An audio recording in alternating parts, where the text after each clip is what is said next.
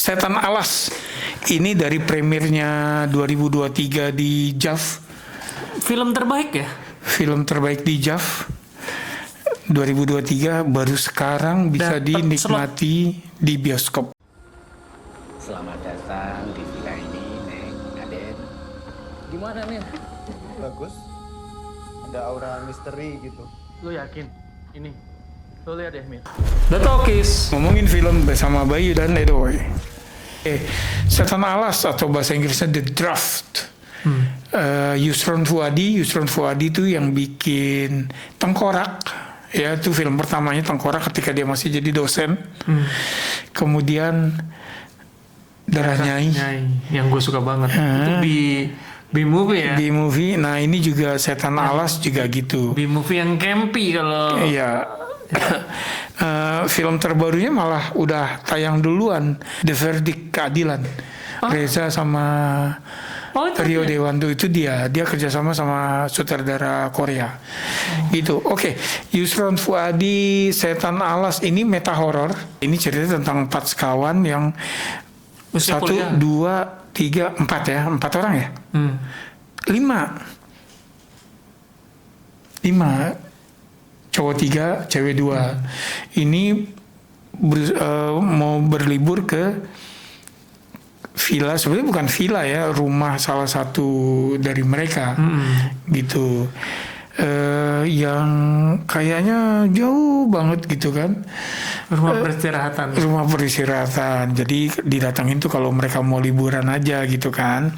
Tapi rumah itu vibe-nya horror banget ya? Horror banget karena emang rumah tua dan di dalam hutan gitu. Mau apa lagi gitu kan ya. Nah, di antara 5 itu ini memang trope-nya film horor ada di sini ya. Ada yang udah jadi pasangan, ya kan. Ada yang kayaknya maco, ya. Ada yang nerd gitu kan. Kayak gitu. Ada yang jadi primadona, gitu ya. Nah, nerdnya ini tuh kayak tokoh di Scream yang dia hafal trope film horor, sehingga ini kita begini, ini gini, berarti akan gini, ini kayak gini. Kalau kita nggak mau ini, berarti kita harus gini, kayak gitu loh ya. Di Scream kan ada ya karakter itu gitu loh. Tapi kita kalau bercerita lebih jauh, spoiler nggak? Ya spoiler. Jadi intinya adalah ini meta horor gitu. Jadi dia sadar bahwa ini kayak film horor ya. Nah, kalau film horor nih ada pakem-pakemnya yang kita harus begini, kita harus begitu, kita jangan begini, jangan begitu. Sebenarnya itu aja sih. Gitu ya. Again, ini bukan film horor biasa. Gitu. Meta horor itu jadi memang menuntut jadi gini, bukan menuntut sih. Semakin kita punya referensi, semakin banyak referensi kita tentang film horor, semakin kita bisa menikmati itu. Dan juga gue ngerasa semakin dikit kita tahu, semakin enak nonton ya. Untuk nonton, karena biar surprise aja gitu kan. Itu aja sebetulnya udah kebanyakan tuh tadi ya kita ngomong ya. Gitu loh. Oke. Dari lo dulu deh. Dari gue ngerasa nih ya, gue suka sih ya. Gue udah nonton Darah Nyai, gue yang begitu aja gue suka. Apalagi ini film terbaik JAV. Gue suka, gue bisa cukup curious untuk ngikutin apa yang terjadi. Dan gue ngerasa ini film digarap dengan baik, efeknya bagus, banyak CGI-nya kan, banyak CGI-nya bagus, praktikal efeknya pun bagus. Walau gue ngerasa ya adegan metanya tuh banyak cringe-nya aja. Oke, paham. Antara orang terpesona atau cringe banget nih. Iya, gitu. Iya. Garis tipis banget ya. Garis tipis banget. Oke. Sip. Jadi kemungkinan besar orang yang tidak menyikapi Setan Alas sebagai film meta horor, begitu kita bilang meta horor itu sebetulnya lebih lari ke komedi kan ya. Meta horor itu sama kayak Nightmare on Elm Street yang ke 5 atau ke 6 ya, ke 6 yang dia jadi meta gitu ketika si Freddy-nya tuh ketemu dengan pemain film pertama kayak gitu loh. Ya, Nggak tahu. itu udah jadi komedi sebetulnya. Nah, di sini juga jatuhnya ke komedi sih. Jatuhnya ke Gitu. komedi. Oke. Nah, ini gue termasuk yang terjebak di titian serambut di belah 7 itu tuh, Pak. Gitu ya. Kan tipis banget nih, tipis. Sehingga gue ketika nonton, ini castingnya ini kacau nih. Gitu kalau menurut gue ya. Si salah satu karakter tuh yang udah jenggot udah bapak-bapak, tapi kemudian kan di title card ada umurnya 23 gitu kan. Ini gue ngerasa manusia mana yang ngelihat bapak-bapak ini umur 23 kan ya. Tapi apakah ini memang sengaja karena banyak film horor kita yang castingnya nggak match kayak gini gitu kan ya.